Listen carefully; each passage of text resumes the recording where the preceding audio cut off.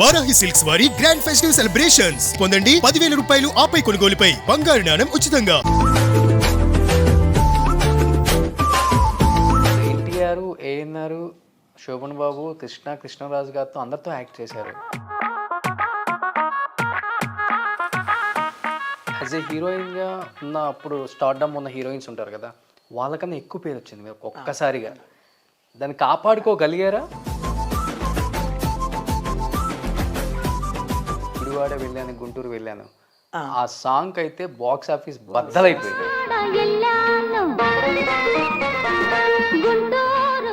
జ్యోతిలక్ష్మి గారికి, జయమాలిని గారికి చాలా గొడవలు నడిచాయి. ఇద్దరు మాట్లాడుకోరు, సెట్లో కూడా దూరంగా ఉంటారు. ఆమె ఒక సైడ్, ఏమో ఒక సైడ్ మూమెంట్ చేసుకుని వెళ్ళిపోవటమే. ఇది నిజమా?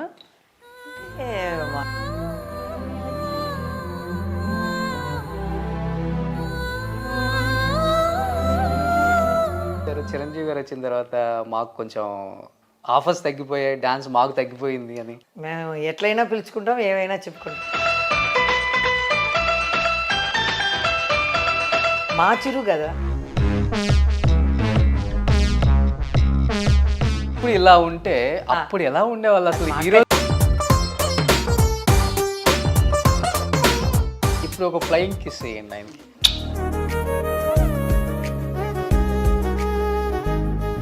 నేను మాట్లాడుతున్నాను కదా, మీరు మాట్లాడరా? I love you.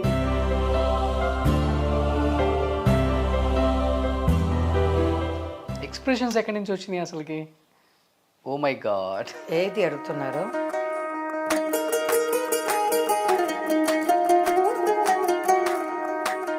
అయ్యో పాపం పాపాయమ్మ గుర్రంగా.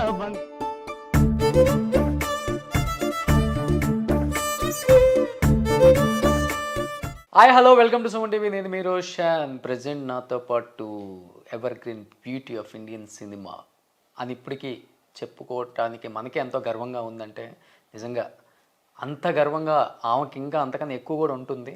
ఆ బ్యూటీ ఉన్నారు. She is none other than great actress Jayamalini garu with my exclusive interview with Suman TV. Hi Jayamalini garu. Hi, నమస్తే. మీరు నమస్కారం పెట్టినా అందంగా ఉంది, ఇలా పెట్టినా అందంగా ఉంది, అసలు పెట్టపోయినా అందంగానే ఉంది. అది కొంతమందికే చెందుతుంది. అండ్ దేవుడు అది మీకు ఇచ్చారనుకుంటా. 50 years బ్యాక్ ఇండస్ట్రీకి వచ్చినప్పుడు ఎలా ఉన్నారో అలానే ఉన్నారు.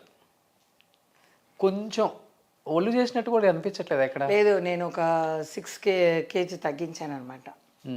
ఇప్పుడే చూసుకున్నాను, అప్పుడు చూసుకోలేదు. ఏది కావాలంటే తినడం. అది కాదు, ఎన్టీఆర్, ఏఎన్ఆర్, శోభన్ బాబు, కృష్ణరాజు గారితో అందరితో యాక్ట్ చేశారు.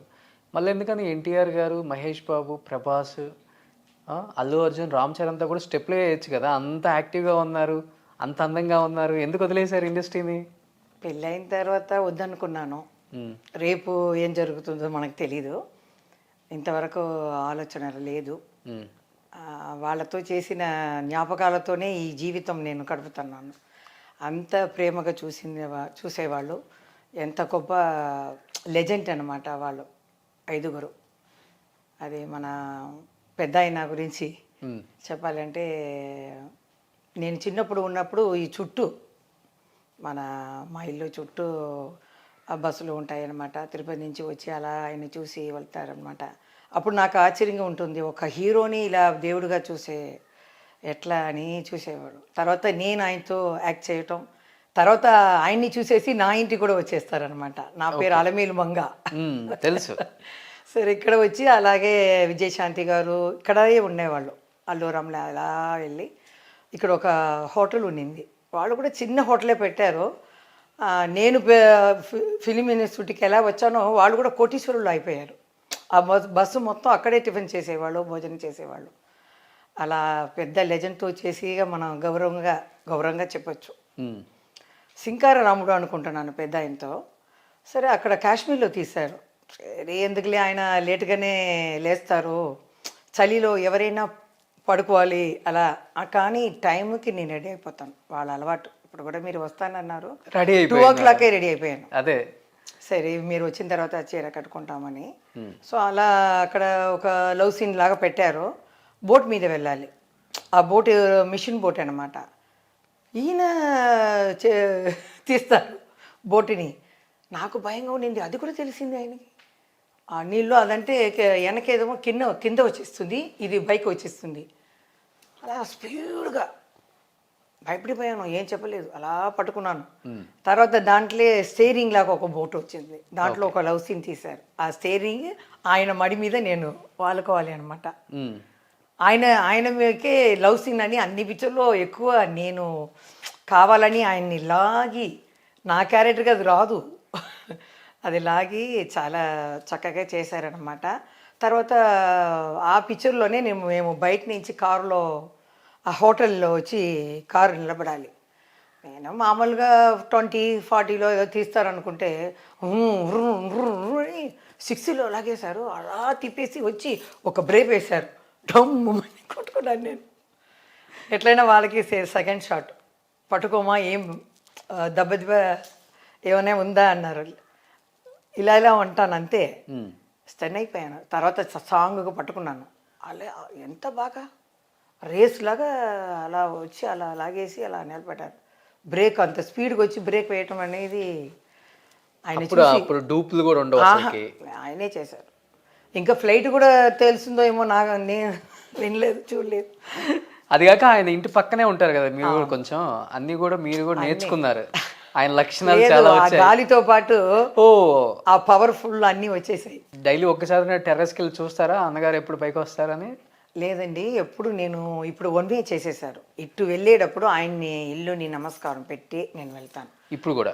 పాత జ్ఞాపకాల్లో వెళ్ళిపోతాను. ఇటు సైడ్ వెళ్తే లెఫ్ట్లో వెళ్ళగానే కోడంబాకం ఏదైనా వెళ్తే ఇటు సైడ్ అల్లు రామలింగయ్య గారు, ఆయన నేనంటే చాలా ప్రాణం, డ్యాన్స్ అంటే చాలా ఇష్టం ఆయనకి. ఏ సాంగ్ వచ్చినా ఆయన ఉంటే లాస్ట్లో వచ్చేస్తారనమాట. ఈ యమగోళాలో చూడండి, ఇప్పుడు చూస్తున్నాను నేను పిక్చర్ అంతా. 2014లో నాకు తెలీదు, ఏ పిక్చర్కి ప్రివ్యూ షోకి వెళ్ళను, పిక్చర్ చూడను.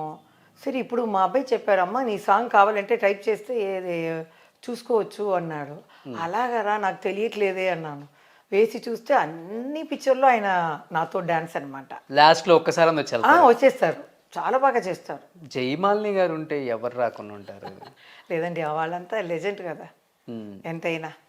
అసలు ప్రివ్యూస్కి వెళ్ళరు, వర్క్ చేయటం, ఇంటికి రావటం.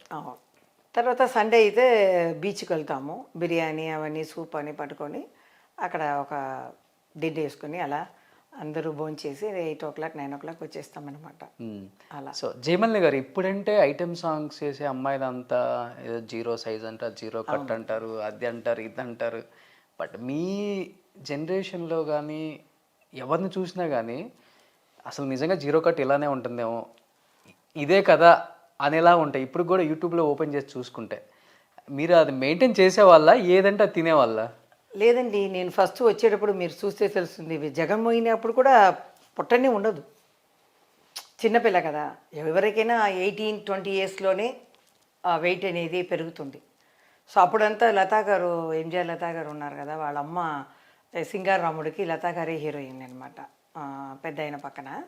అప్పుడు చెప్పేవాళ్ళని, ఏంటి ఈ అమ్మాయి ఇంకా సన్నగా ఉంది, మీరు ఇలాంటి స్వీట్లు, ఐస్ క్రీము, హల్వా ఇవన్నీ చేసి ఇవ్వండి, కొంచెం కావాలి కదా. పాడి పండ్లు కూడా ఇంతనే ఉంటాను. పాడి పండ్లు చూసారా, చాలా మంచి స్టోరీ అది, అలాంటి స్టోరీ. అప్పుడు చెప్తారనమాట, అప్పుడు లావాలే అనుకున్నాము. తర్వాత పిక్చర్ ఇప్పుడు చూస్తే ఎంత లాగా ఉన్నామే, ఎట్లా ఆడాము మనం అని. ఆ స్పీడ్ మాత్రం తగ్గలేదు, అది ఒప్పుకోవాలి నేను. తర్వాత ఇప్పుడు చూస్తే నేను కొంచెం తగ్గాలనుకున్నాను, వెంటనే తగ్గి అన్నం ఇంత తినుకుని కూరగాయలు ఎంత పెట్టి ఒక 6 kg తగ్గించాను అనమాట. ఓకే. లేకపోతే హైదరాబాద్ వచ్చేటప్పుడు చాలా లావుగా ఉండేవాడు నేను కూడా. అసలు మీ 13 yearsకి ఐటమ్ సాంగ్ చేశారు మీరు, విఠలాచారి గారు చేపించారు అనుకుంటా నాకు తెలిసి. రామకృష్ణ గారు, గీతాంజలి రామకృష్ణ గారు చాలా కోఆపరేట్ చేశారు. నేను కొంచెం భయపడాను, షార్ట్లోనే తెలుస్తుంది, రా కమాన్ కమాన్ కమాన్ అని. ఒక నడిచి రావటం, ఆయన చెయ్యి పట్టుకొని భయం, అది ఆయన చాలా. ఆయన మేనేజర్ కూడా ఇక మా ఇంట్లోనే అద్దె కొంచెం ఉన్నారు. అప్పుడు నాకు బర్త్డే అనగానే ఒక లిప్స్టిక్ ఇచ్చారు, అమ్మాయి దీన్ని పట్టుకో, నీ ఎప్పుడైనా ఒక స్టార్ అవుతావు అని చెప్పారు. ఆయన ఇప్పుడు ఎలా ఉన్నారా, ఎక్కడ ఉన్నారో నాకు తెలీదు, రామకృష్ణ గారు. తర్వాత చిన్న చిన్న విలన్ వేషాలన్నీ వేసేవారు. తర్వాత ఆయనతోనే నేను యాక్ట్ చేశాను. అప్పుడు చెప్పారు, నేను చెప్పాను కదా నువ్వు పెద్ద ఆర్టిస్ట్ అవుతావని ఫస్ట్ లిఫ్ట్కి నేనే కదా ఇచ్చాను అన్నారు.